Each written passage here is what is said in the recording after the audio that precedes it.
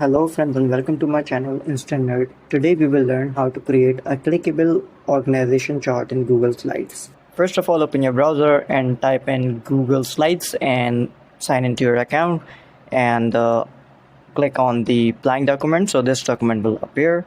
Now from the top menu, go to Insert and look for Diagram and go to Hierarchy. Once you click on Hierarchy, you will see on the right side there's a panel.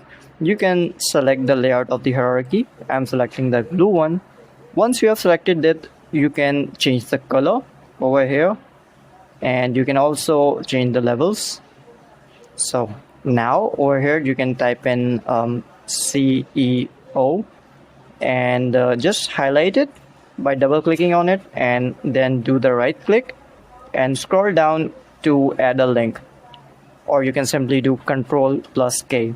Now just click on it and write in your URL, for example linkedin.com, and hit enter. And as you can see that it has created a hyperlink. You can do the same for the others as well. Thank you so much for watching the video. If you like it, please like and subscribe to our channel.